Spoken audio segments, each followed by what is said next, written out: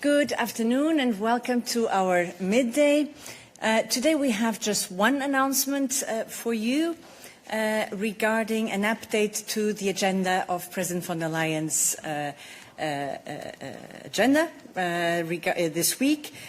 In fact, on Thursday, the President will receive Lars Klingbeil, Vice Chancellor and Federal Minister of Finance for Germany, at the Parlement here. So that's all for our announcements. Very short today, and we can open to your questions. Yes, Vitaly. Thank you. This weekend, Russia launched one of the biggest attacks on Ukrainian energy infrastructure. Maybe you have some commentary on this. Thank you. Yes, indeed, we've seen the devastating attacks again, once again. Anita. Once again, indeed, Putin continues to terrorize the Ukrainians. So what we have seen through these attacks, that he's targeting critical energy infrastructure, including substations supplying to nuclear power plants. This massive attack disrupted electricity, water and heating services and endangered also the nuclear safety. On our side, what is it that we're doing? Apart from our work to support Ukraine, we are continuously working on sanctions, again on supporting Ukraine when it comes to energy, on military aid, and also we're continuing our outreach to partner countries to mobilize further support so we can help Ukraine as our biggest donor in providing support to its energy sector. Thank you, Anita. You have a follow-up? Vitaly?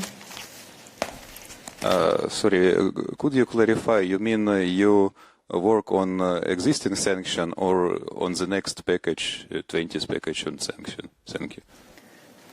Thank you. Vitaly, after the sanctions is before the sanctions, so we're continuously working on new means and ways to increase the pressure on Putin to ensure that he's coming to the negotiation table. Good. And we are still here, yes, in the front.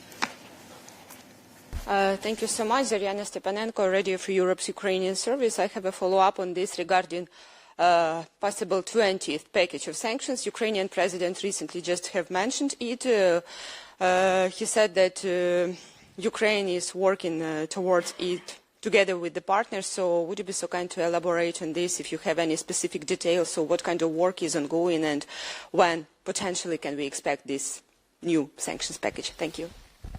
Thank you. As always, the work on sanctions is confidential as well as the timing, but of course we are continuously working on that. So no more concrete elements at this stage on any future measures regarding sanctions. Yes, please.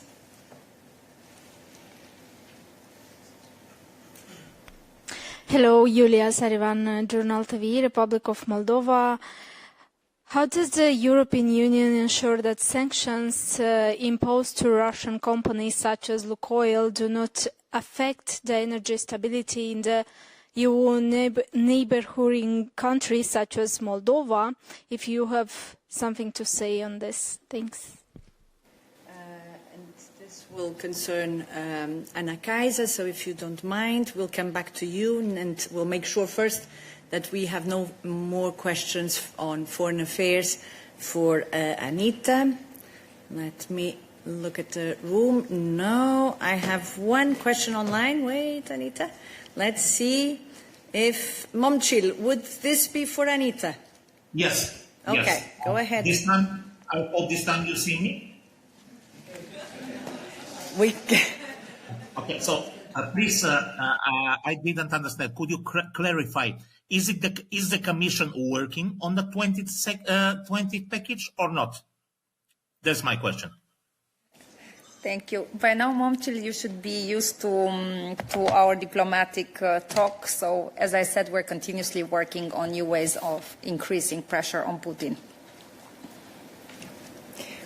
We don't call it dedicated package or not. We always look, as Anita said, into measures that could strengthen the position our position and the position of Ukraine, and in bringing President Putin to the negotiating table. That's an ongoing work. Good. If that's all in terms of questions on foreign affairs. No, we have one question in the back. Hello, Satya from NHK, the Japanese TV station. I think this will be for Nita, but the Taiwan Vice President Shao was in the European Parliament last week on Friday, giving a speech. And the Chinese government has been condemning the EU that it's one of the red lines that must not be crossed. But I was wondering if the EU has any reactions on this. Yes, no comment on comments. So we'll not comment. The questions to Anita? No. Then we can move on to the question that was raised earlier to Anna-Kaisa on the impact of the US sanctions on the oil companies and possible impact on Moldova it was. Yeah. Anna-Kaisa. It applies as much to Moldova as it applies to other countries in the region, including also the member states. It is something that we monitor, obviously, very, very closely within the oil coordination group, which is, if my memory serves, going to have its next meeting later this week. So this is already an established way of being in very close contact and being able to discuss almost in real time of the developments and being able to exchange information what is happening. So far, we have received nothing to indicate an immediate impact on security of supply. And especially as regards our member states, you were asking about Moldova, but especially as regards our member states, we do have a regulation in place that implies that member states need to have the 90 days emergency stock for oil as well, or oil stored for at least for 90 days. So the next oil coordination group is definitely going to take stock on the latest developments as well, but for the moment we have not received anything that would indicate any security of supply issues, but it is obviously, given the season, which is the heating season entering its most critical days and weeks, it is something that we keep a very close eye on. Thank you, Anna-Kaisa. Yes, you have a follow-up? Yes, just a follow-up on this. Do you think maybe about some mechanism of support for Moldova? This is something that is usually done in tandem with our enlargement colleagues as well. We do have a winter preparedness mechanism in place as in previous years, both for Ukraine and Moldova, but this is something that is ongoing work at the moment. I do not have any details on this, but it is something that is very much on the radar, both from the energy point as well as from the enlargement colleagues. As you know, the EU and the Commission has been very supportive of both Ukraine and Moldova in the past years and since the war started in terms of preparedness for the winter in a context which is extremely challenging, with infrastructure being destroyed in Ukraine and with impacts then also on Moldova and various supplies. We've been active on this front and really ensuring security of supplies to Ukraine, but also to Moldova. Other questions to Anna-Kaisa? Yes. Thank you very much, Roland Pap with Nipsova. I have a question regarding the trip of Mr. Orbán to DC and the agreement with Mr. Trump. So they agreed some kind of exemption from US sanctions on energy when it comes to Hungary. My first question is, how does it affect any kind of European processes going on right now? And what do you think, what does it mean that regarding Orbán ignoring kind of the EU, let's say, steps to get rid of Russian energy and just trying to go ahead without the EU on that? How would you comment that? And the second one, it might not be for you, but also regarding to this trip. I'm not sure if I should ask it now or later. Okay, I'm just going to say that, like, because I was looking for some reactions. But the other agreement, also included some kind of financial protection from the U.S. side, as minister said. And one Hungarian minister said that, like, if there will be no Brussels money, then there will be American money, so they can essentially ignore Brussels. How would you comment on that? Yes, on your first question on the trip and on the agreement that we have been able to read about, no specific comment on this precise issue to the extent that it concerns the enforcement of US sanctions.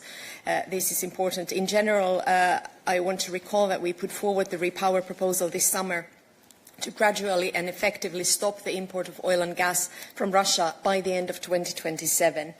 And as part of our sanctions packages in 2022, we introduced an import ban of Russian oil, with derogations to Hungary and Slovakia from the general EU ban on Russian oil imports. So the aim of this derogation is to ensure, this exemption is to ensure that the security of supply of these two countries. So that means that they can, both Slovakia and Hungary can, under this derogation, under the sanctions package, they can import Russian oil.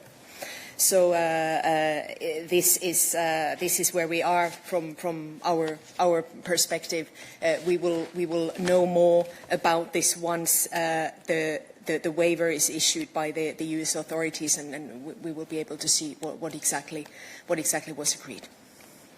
Yeah. And the second question, the financing, that would actually not be for me. Yeah.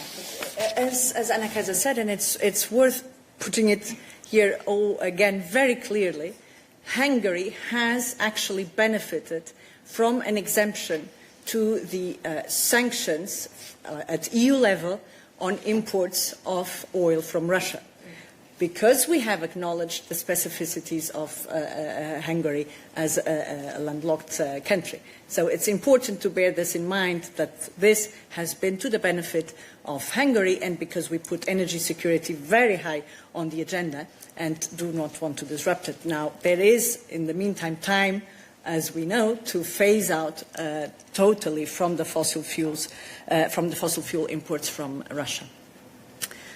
Other questions to Anna Kaiser? Yes, David? Yeah, just to recap, any waiver, if and when there is a complete phase out of Russian oil imports into the EU, any waiver by the US president, that would not grant Hungary the freedom to import. Yeah, can you just basically say that that's the sovereign decision of the EU still? I'm not sure I understood the question. Well, yeah, maybe you did. Same, but also what we have to now keep separate a little bit are temporary sanctions regimes and the repower legislation that we proposed. So the repower is still being, it's in the technical trialogues, where we will hopefully have a full agreement and the legislation in place by the end of this year during the Danish presidency. This is very much the aim. But that will be indefinitely. And the sanctions and the sanctions regimes that we are talking about, both the EU and the US, per definition, are temporary. But I cannot make an assessment what the situation will be as regards any sanctions regime in 1 year's time. We don't know what is going to happen, whether we will have sanctions in place in 1 year. We do not know. So I cannot make any comment. First of all, as I said, that we need to wait for the US to publish the waiver, that we will be able to read what exactly has been agreed. David, you have a follow-up? Maybe it's for you, Paolo. It's just about the primacy of EU law in terms of a waiver for importing Russian oil granted by the US president. What effect does that have in Hungary? How sure can we be that there's a primacy of EU law here? Yeah, as Anna Kaiser said, we need to look exactly at what has been agreed. You may have seen that there were actually inconsistent reports from the one side and the other on what exactly has been agreed, notably when it comes to the timing and the duration of this exemption that reportedly has been granted. So we need to know more before we can also say more about it. Yes, Marco. Yeah, thank you very much, Marco Brasolin, Italian newspaper La Stampa.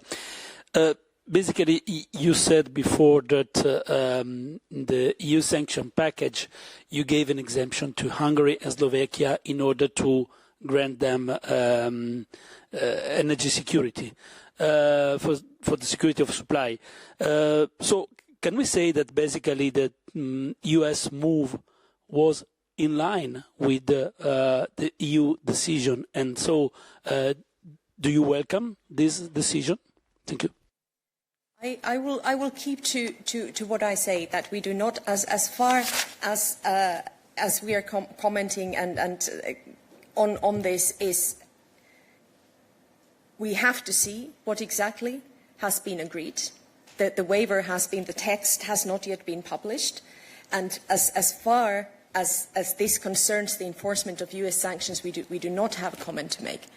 So we do not offer any emotion as a response to this. For the moment, we really need to see what this was. We do have exemption for Hungary and Slovakia to import Russian oil. It was originally for 3 countries, including Czechia, but they found alternative sources in the meanwhile. So for the moment, there is this exemption. And that is part of our sanctions regime. What happens under other regimes is another topic, and we have not seen this text. We cannot really comment much more, because that would be speculation, and we do not engage in that. Now, what we can say more generally, Marco, is that to the extent that the US is calling to end imports of fossil fuels from Russia, yes, we are aligned there, and we have been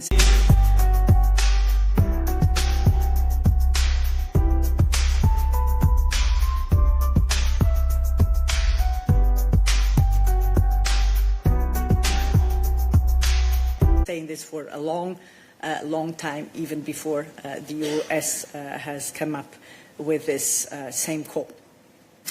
Other questions to Anna Kaiser? Yes, here.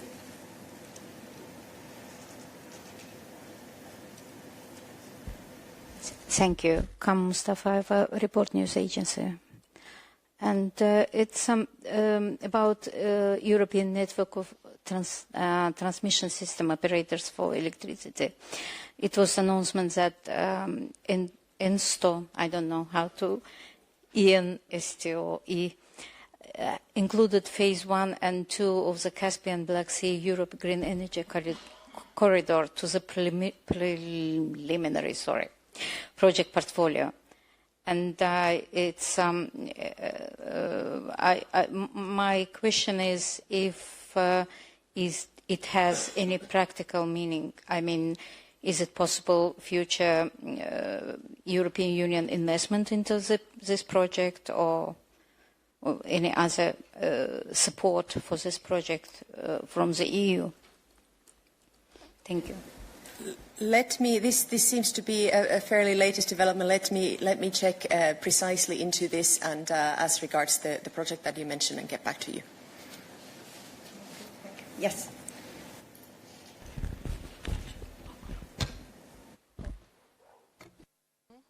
Valeria Pashko, Public Broadcaster of Ukraine. I would like to get back to my colleague's question on Moldova, but it's broader. So political reports that Romania, Bulgaria and Moldova are seeking the ways to prevent the shutdown of oil refineries, which are controlled by Russia's Lukoil. Is this something that Commission supports? And how would Commission help these countries get rid of Russia control companies on its territories? Thanks. This is actually more for my competition colleagues, so maybe Ariana, if you want to get that one. Should we take others? Yeah, let's see first if we have more questions, because I think we do have more questions for Anna Kaiser. Yes, here in the room, and then we'll get back to that question. please. Yeah, hi. Philip Bedosylvin with the Norwegian media Energi og Klima.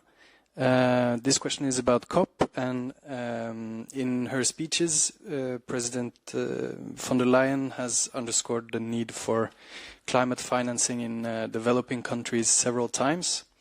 And last week, the EU Council agreed that in reaching the 2040 climate target, there would be 5% that will be used or attained through the use of international carbon credits. So I'm wondering if the EU has started already now in the COP to use these credits as a way of strengthening diplomacy with partner countries and developing countries around the world, and if you are readying the ground for this credit regime to start to come into effect in the next decade.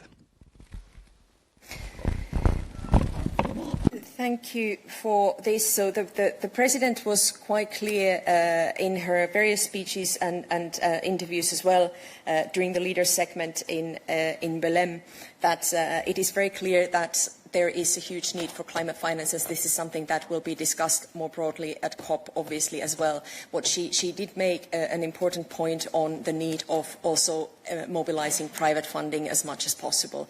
The EU remains the world's largest donor internationally on climate finance. On the carbon credits and on the 5% that was agreed. So it will be one of the elements that will be up for negotiations now with the Parliament once the European Parliament has agreed its stance as well. So we have said many times over in the preparation for the climate law that we presented earlier that once there is an agreement on the climate law, we will be following it up with an impact assessment. And this impact assessment will precisely look into the use of international credits. So having said this, of course, all elements are, once the negotiations really start at COP, which will be later today, I suppose, in our time, but to really determine what this 5% that was agreed, what it means, is something that we have committed to making an impact assessment on once there is an agreement on the climate law, which is not yet the case. There was a council agreement last week, and we still need an agreement from the European Parliament. Thank you. Other questions to Anna Kaiser? I have a hand raised online. Nikolai Nielsen, is it for? Yes, hi. Nikolai Nielsen, EU Observer. I think it's for Anna Kaiser. I understand she's replacing Eva today, but it's on Bulgaria. Last year, there were a couple of amendments tabled in its education law that effectively stigmatized the LGBTI community. Well, now new amendments are on the table that would slap a ban on civil society from even speaking to students, with potential fines of up to 10,000 euros. And I was wondering if you could maybe, comment on this latest development, if you're aware of it, and secondly, whether or not this falls in line with what you would consider EU values. Thank you. We are certainly aware of this, and we do understand at this stage, according to information, the latest that I have, but because this is something that has been recently brought to our attention, it is something that we also need to now check with our Bulgarian colleagues and counterparts in Sofia what exactly is the status. What we understand is that this is a draft law at this stage, and we do not comment on draft laws. The development and application of school curricula is largely EU member state competence, but in this particular case, we will really need to see what exactly is the status. Our understanding for the moment is that we're talking about the draft that has been proposed, but we will follow up on this in our end as well to have full understanding what's happening. Okay. Other questions to Anna Kaiser, who indeed, as Nikolai said, today is also stepping in for Eva and her topics. I don't see any further questions here. Anna Kaiser, we continue and change topics, please.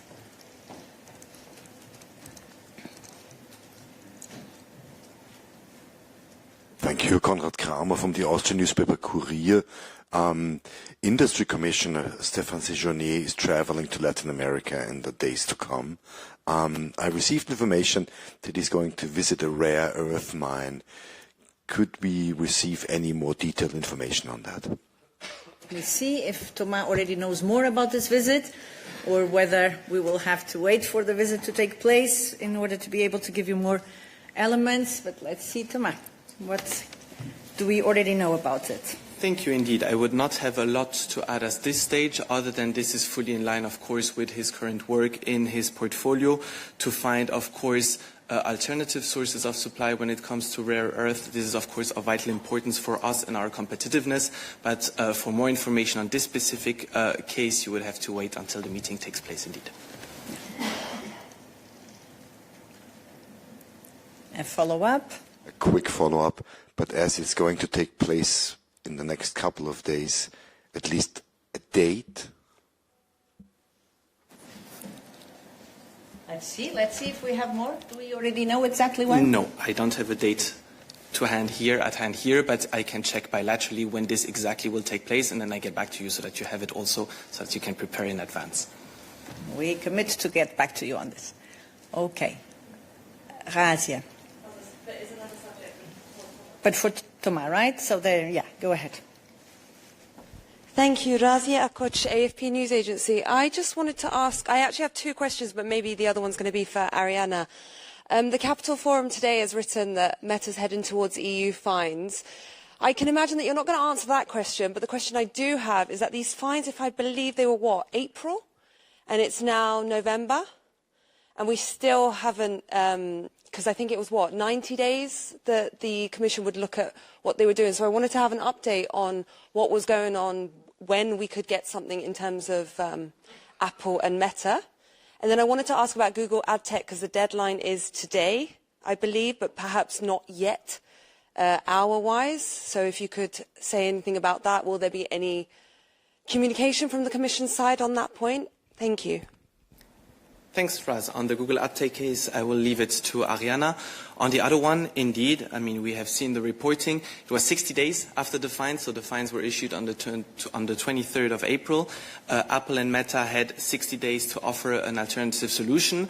That period, of course, has elapsed. What happened in the meantime is that we are now assessing what has been put on the table by both Meta and Apple. This takes a bit of time. We're still engaging with both companies. Now, I cannot prejudge the outcome of these discussions. What is sure is that if proper and solid commitments that we could accept immediately had been put on the table, the cases would already be closed. This is not the case. So of course, all options remain on the table. We will take it from there, but I cannot prejudge the outcome at this stage. A follow-up, Razia. Just a quick follow-up. We've had many questions in light of Trump coming to power of whether the political will to enforce the DSA and DMA was there. In light of the fact that we still don't have a potential, decision on X and then this, do you stand by the argument that the Commission is continuing, still has the will to enforce its digital legislation? Thank you. Thanks, Raz. We're fully behind it. I mean, as I said, at one point, I get it. Some of you want to see blood on the street. We want, when we are regulators, we need to treat these cases extremely carefully. We're enforcing them. But as a regulator, you need to get something from the companies. Our objective is not to have a fine, to close the case immediately with a fine. No, we're exchanging with regulators because what we want is compliance. This is in the benefit of everyone. It's in the benefit of the Commission and its legislation. It's for the benefit of the companies, of course, because we do not want to fine them. And it's also the benefit of our consumers and our companies who get more options and more alternatives from these companies. So, of course, we're still fully behind it, but we need solid cases at our disposal before we can adopt final decisions. That's it. Other questions for Thomas? David? Yes, thank you. David Carretta, Radio Radicale. Thomas, what does prevent you to impose a fine while waiting for a measure by the company to comply with the legislation and your request? Because if I remember well, this is a daily fine which is imposed because they are not compliant with the EU rules. So this daily fine should have been placed after 61 days, and in fact 6 months has passed. Thank you. Thanks, David. I'll go slightly further than what I usually say on the podium. So what happens is that these platforms have engaged with us. This is already a positive outcome. Now, we're assessing the options that they have put on the table. It's not like we have nothing and a clean sheet of paper, because otherwise the periodic penalty payments would have already kicked in. Now, what happens once we have these alternatives on the table? We need to check them with third parties. What does our industry think of these alternatives? We're not working here in a silo. We're also checking with our industry. And if this is satisfactory, then we could potentially close the cases. If it's not satisfactory, and this is what is still on the table, the periodic penalty payments could be retroactive. So it's not like we will not do anything if it's not compliant. If it's not compliant, we would go back to when the 60 days finished. There would be a lump sum to pay, and then periodic penalty payments as of when we take the decisions. So if we're not there yet, it's precisely because the dialogue is actually still constructive with both of them. We're not there yet, otherwise the cases would be closed. But we have something on the table which is good, and we also need to value that. Thank you, Thomas. Other questions, please? Good afternoon, Thomas. Just the on the DMA, Meta and Apple cases, I understand that there's some consultations with industry. Given the fact that this has been going on for quite some time and the 60 days is expired, is there a strict deadline for when you want to hear back from industry?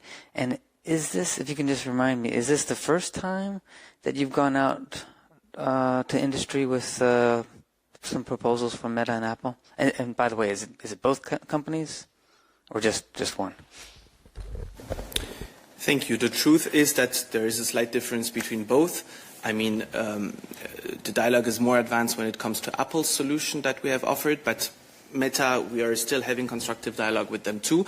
Both cases can still be settled, so let's keep this in mind. Both companies still have the option to settle the case and to have appropriate alternatives accepted by the Commission for the benefit of our consumers. So again, our objective, I will repeat it 100 times if needed, but is not to issue a fine. This is not the objective of nor the DSA nor the DMA. Now, is there a specific timeline? No, but as soon as we have enough third-party feedback to be able to close the case because the alternative could be satisfactory, we will do it. To the opposite, if at some point we see that the cases are not moving further because the companies are not engaging with us anymore or the alternatives offered are not satisfactory, then of course we would adopt a non-compliance decision and we would be fully behind our legislation. Good, thank you, Thomas. Now, Tommaso, is it for Thomas? No, you just put down your hand. So I understand it's not for Thomas. We'll get back to you. Other questions for Thomas? No, then maybe we can call Ariana up because there have been already 2 questions from a competition policy point of view. And I would need to ask you to remind us of those questions also for registration purposes. We had one on the Lukoil. We start with Google because it's still the subject just that we were covering with Thomas, and then we go to the question on the divestment, or divestment, I should say, from Lukoil. On the first one, who was asking the question? Razia, yes. Razia, do you mind just repeating it for the sake of the registration of the question? Sure. I was asking, the Google ad tech deadline is today, and I wanted to know whether the Commission has yet anything to say and whether the Commission was going to communicate on the subject. Thank you.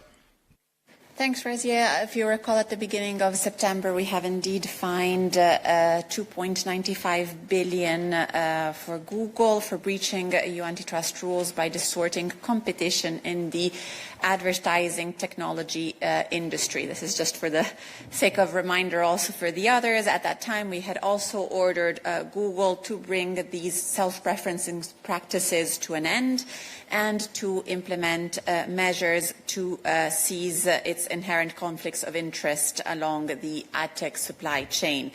As you rightly recalled, Google had 60 days from the date of the notification of the decision to communicate to the Commission the measures it would intend to implement to terminate these anti-competitive practices identified in the decision, and it also has 90 days from the notification of the decision, so 30 days more, to then actually implement these measures and bring the infringement to an end. As we had been in touch this morning, what I can say is the deadline has not yet expired, so we have nothing to say at this stage in addition to it. I can already tell you that you should not really expect some proactive communication from our side. In case of questions, we will of course see if we are able to provide more elements, but as I said, the deadline has not expired yet, so at this stage, nothing more to say on it. Thank you, Ariane. And then the question there was whether there is a competition angle, and that's what we need to see and need to answer. But if you don't mind repeating the question, go ahead. So the question was, according to Politico, Bulgaria, Romania and Moldova are seeking ways to prevent the shutdown of oil refineries controlled by Russian Lukoil. Does the Commission support that, and would the Commission help them to get rid of those companies if they decided to? So indeed, not a specific competition angle, but from a more general perspective, what we can say is that the Commission is in contact with the concerned member states and partner countries regarding a possible impact of the US designation of Lukoil last month. All transactions concerning the sale of Lukoil must be compliant with the relevant sanctions obligations. However, let me also remind you that Lukoil is currently not subject to EU sanctions. So we remain in contact with the member states throughout this process, but nothing more to add at this stage. Thank you, Ariana.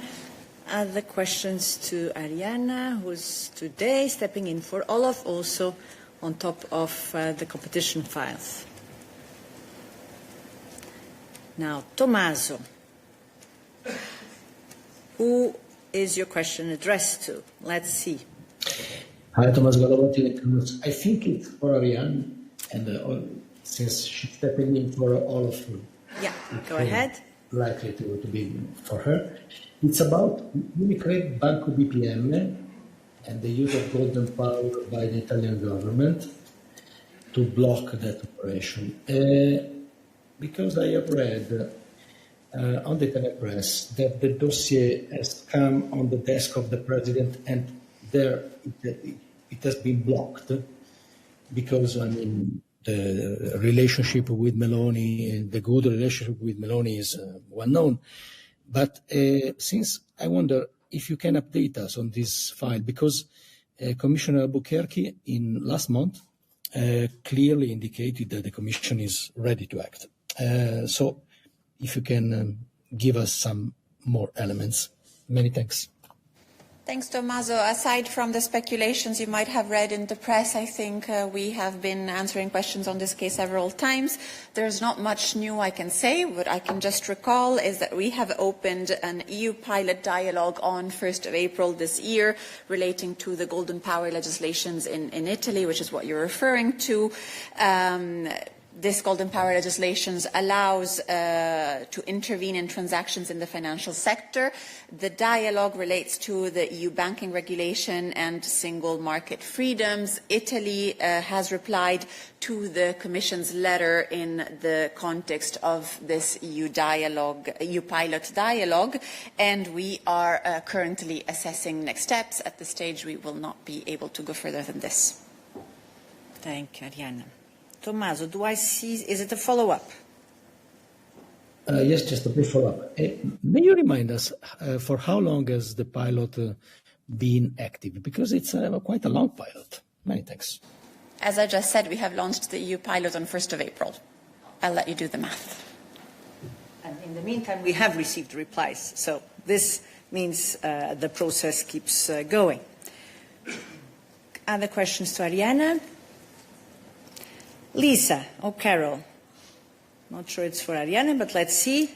Hi, Paola and Ariana. I'm not sure it's about the man in Gaza that the EU had in its employment at UBAM, who was dismissed in June. Then it's for Anita. It's Anita. Okay. Again, I haven't understood very well the question, but fully trust Ariana's ears. Okay, it's for Anita. Other questions for Ariana? No? Then let's bring Anita back to the podium.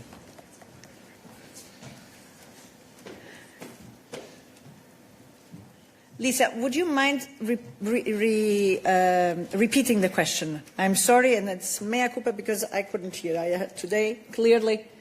Yes, of course. I hope you can hear me now. It's about a man called Mohammed Baraka, who the EU employed for about 20 years at UBAM at the Rafah border in Gaza, who is dismissed in June this year. And as you know, or maybe you did not, but I did a story at the weekend saying that he's taking legal action against the EU. He's in Egypt and he has no legal rights, so he was evacuated from Gaza with the assistance of the EU, but then dismissed in the middle of the war. But I'm not asking a question about the legal action. I'm asking a question about the compensation. He sent me a letter over the weekend to say that he has $3 in his bank account.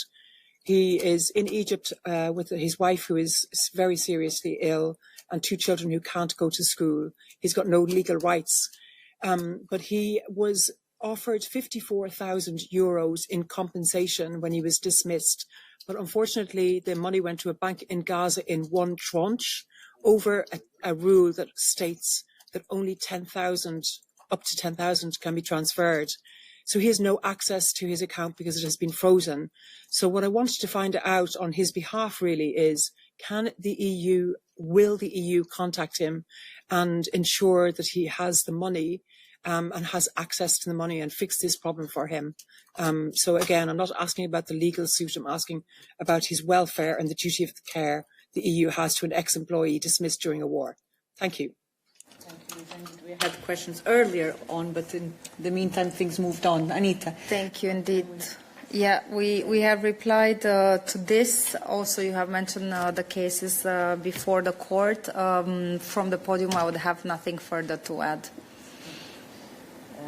It concerns a former member of staff in particular, so you know that it's delicate to also enter into details, but we'll be getting back to you on this. Other questions? Well, we have Anita back on stage. Finbar, I imagine that it would be then for Anita too. Sorry, it's not for Anita. No, okay, good. Can I continue?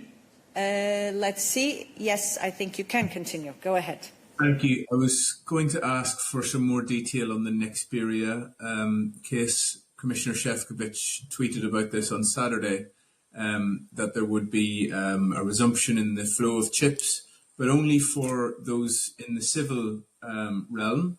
So I wanted to ask whether the EU has an assessment about whether this may be disruptive for the plans to rearm. You know, is there an internal assessment about where these Nexperia chips go? Do they go to the defence sector?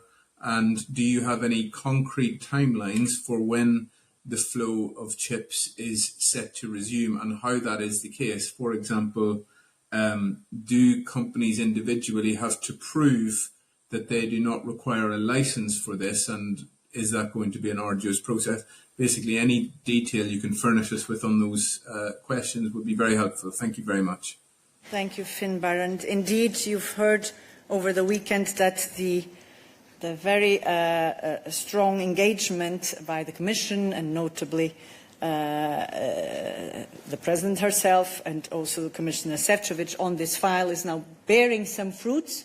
And on the details, yes, Thomas. Thank you, Finbar. Thank you, Paula. I would jump in more on the CHIPS Act side. So we always said it, that one thing is, of course, our diplomatic efforts that Commissioner Šefčovič was having with his counterparts to ensure an appropriate supply chain. So this is done on his side, then on the internal side, and that's where we come in also with the defense sector. We have convened the task force under the CHIPS Act. This already took place last week. Member states had until Friday to submit their reports and their views on how the Nexperia case has affected different sectors at national level. We're here speaking about healthcare, but also defense, automotive, and many others. And the task force will again convene later this week, and we will take it from there. So, of course, an assessment is taking place. Monitoring work is taking place with our industry and with our member states. Thank you. Thomas. Finbar, is this still your hand? Yes, just thank you, Omar. It's just about the second part of the question related to how and when do you expect the flow of Nexperia chips to resume? Under what sort of basis do companies have to obtain or not obtain licenses? And yeah, the timelines would be very helpful as well. Thank you. Good. So indeed, that would be Ariana for all of. And I'm not sure we have that level of details, Ariana. Indeed. So we were trying to split more on the defense side or on the rest. What I can say, as Paula has already mentioned, is that we have appreciated the very constructive engagement in the trilateral context, and it has been vital for de-escalating the situation and avoiding an imminent crisis. The engagement continues on a daily basis. Also, indeed, as Commissioner Šefčovič has mentioned himself in a post on social media, I believe on Saturday, the Commission had been in touch with the Chinese authorities and welcomes the confirmation provided that the simplification of export procedures for Nexperia chips destined for the EU and global clients would be carried out. MOFCOM would also grant exemptions from licensing requirements to any exporter, provided indeed that it relates to goods that are intended for civilian use. This measure takes effect immediately, the Commissioner has said. The Commissioner has also added that the engagement with both the Chinese and the Dutch authorities continues as we work towards a lasting, stable and predictable framework that ensures the full restoration of semiconductor flows. This is, of course, key for our industrial base and for supporting global competitiveness. What I can say is that at this stage there are some positive signals, but of course we will continue to monitor to ensure that the measures are implemented on the ground and work effectively. So I don't have a specific timeline. As I said, the measures were intended to enter into force immediately, and now we need to see how this actually is implemented and carried out. Good. Thank you for all those elements, Ariana. Other questions? Jorge? Not for Ariana. No, I think we had already gone through all the questions for Ariana. We never know, but it does seem so. Let's see. Now, Jorge. Yes, it's on the MFF. I just saw that the President just tweeted about her meeting with the President Metsola and Prime Minister Frederiksen. We know the dispute around the budget with the letter sent by the Parliament. And I see that you're making at least 3 changes, on regional policy, on agricultural policy, and on governance as well. Can you explain to me the reason to make these changes? Because for the past weeks you have insisted on the righteousness and the vision of your proposal. You refused to make any changes, but now you have changed your position. So what's the reason for this? Is it because you have seen and recognized that your proposal was flawed and required improvements, or is this just political survival? Thank you. Thank you, Jorge. You don't leave us much option in terms of what the reasons could be for that. And I'm also reading the social media post by the President, and I'd ask Balázs to also complement in what is behind this meeting. Indeed, President von der Leyen met this morning as we speak, and she just posted on the social media, which means that probably the meeting has come to an end. She met with the Danish presidency and the President of the European Parliament. This is a meeting that is to be seen in the context of a procedure that is actually foreseen in the treaty, Article 324, which is meant precisely to bring together the presidents of the institutions and discuss issues related to budgetary issues and to provide a platform for further understanding.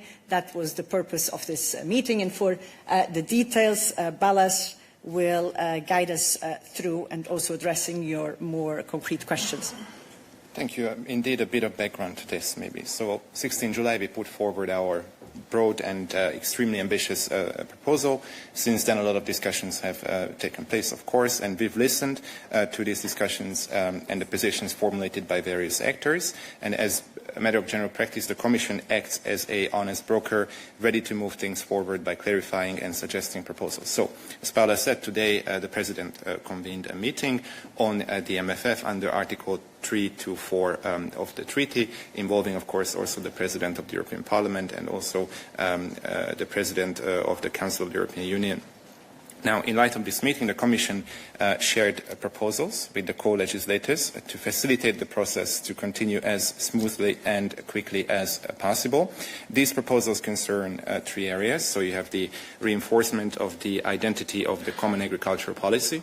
You've got the strengthening of the role of the regions, and the last point concerns enhancing governance. So this is what we have at this point in time, and of course the President will participate in the debate on the next MFF in the European Parliament on Wednesday. Jorge, you have a follow-up. Yes, can you explain how these amendments will work in practice? Will you have to present new legal texts, or is this a suggestion for the co-legislators to add them to the text themselves? How does this work? Because the text have changed now. Thank you. Look, so what I can say is this. We shared proposals with the co-legislators to facilitate the way forward. These shared proposals concern the legal text, and the goal is to allow the discussions related to the MFF to move forward in a smooth and effective manner. Yeah, still on this topic? Yeah, go ahead. Hi, Janos Al-Maham, Table Media. So if I get this right, there will be no amendment of the legislative proposal by the Commission on the MFF. Right. So again, we shared proposals in the legal text, okay, to help the discussion advance. So not a dedicated new proposal. Yes, David. Thank you, David Carretta, Radio Radicale. Apart from the issue of the legal basis of the proposal, which I think is quite important, but apart from that, could you clarify the substance of the line that you are giving us? For example, what is the identity of the agricultural policy which you are going to reinforce with this proposal, or what do you mean when you will reinforce the role of regions? I mean, I think that details are quite important in this file, so if you can share with us some more substance. Thank you. David, as you will understand, a meeting has just taken place, has just ended. We have a social media post from the President, and that's what we know from the meeting at this stage on what has come out. So we'll need to also see what else has been agreed and what else can be said. In any case, that was the purpose of this meeting, is having listened to the Parliament, having listened to the Council, we've identified these three main areas and are providing clarifications in this regard, which should facilitate the work as we go forward. You have a follow-up. Yes, thank you, Paula. But I think that, I mean, you are providing clarification to the European Parliament. It's okay. I'm asking you clarification for my readers and listeners, which is quite important. But if I understood well, a letter was sent yesterday by the President to the two co-legislators with some more details than the line of reinforcing the identity of the PAC and so on. So could you at least share those details? Because the President in her tweet just saying that she was sharing proposal with them. So I guess that you have prepared and you have those details. Thank you. Of course, but it's in respect of the two interlocutors that were in this meeting that we have to wait for the meeting, wait for the outcome of the meeting, and then be able to report, notably to you, more on the details of the meeting. So we will get back to you with more on this, David and other colleagues. Christian.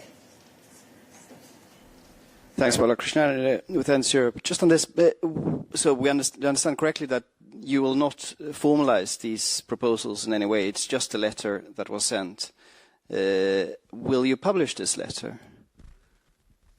Let me check precisely, because as I said, it's a letter also to involving two addressees. And we want to be sure that we can also release the letter in full respect of the addressees and what it entails in terms of the discussion. But we'll get back to you, as said, if we can also share with you the letter and the details of the letter. If so, we will gladly do so. Yes, Vitaly. Thank you, Vitaly Sizov, Freedom. Maybe you have this week information on preparation to implementation decision about predictable financial support of Ukraine, in particular reparation law. Do you have already this option paper to discuss on the meeting of Minister of Finance this week? Thank you. This is a very important topic, and we know what is at stake. So we are working accordingly. There's a lot of work that has been carried out within the Commission. Work is still ongoing on this topic. I think what is clear is that there is a clear invitation from heads of state and government towards the Commission to come with options, and we are working on those options. Adding that, of course, our priority remains a solution which is based on the immobilized Russian assets. So it is on that basis that we continue the work, and we'll keep you posted as more information can be shared. Francesca. Francesca Basso, Corriere della Sera. Coming back to the MFF, the letter has an annex with the specific indication on how to amend the text. So this letter and the annex is not a real proposal that you can describe to us, and it depends how the other two institutions will react about this proposal, or is a concrete proposal? You seem to already have the letter, which brings us forward in this discussion. Again, this was the subject of the discussion that just came to an end, so we'll need to also go back and understand what has been agreed as way forward. What we know, the President will be participating at the plenary debate this week on Wednesday on the topic of the MFF, and that's the next imminent step that we'll have on this regard in terms of the interinstitutional discussion of the MFF. And I will go for a last question here in the room before we conclude. Thank you, Ron Papinievs. I had a question before, and actually it might go to Balázs, because my question was about the Trump-Orbán agreement about the financial protection shield, which was agreed in DC between Trump and Orbán. And then the Hungarian minister, János Lázár, commented that it means that if there is no Brussels money, then there will be American money for Hungary. So how do you see that? How do you read that? Does it mean that Hungary gave up on the frozen funds already? Thank you. We haven't seen the agreement. We've seen reports about it. We haven't seen it, so it's difficult to comment on it. If at all, we will comment on it. And second, I think when it comes to funds coming from the EU budget, there are clear rules, and when those rules are respected, then the Commission can make those payments. Good. And with this, we come to an end of our midday. Thank you very much, and have a nice afternoon.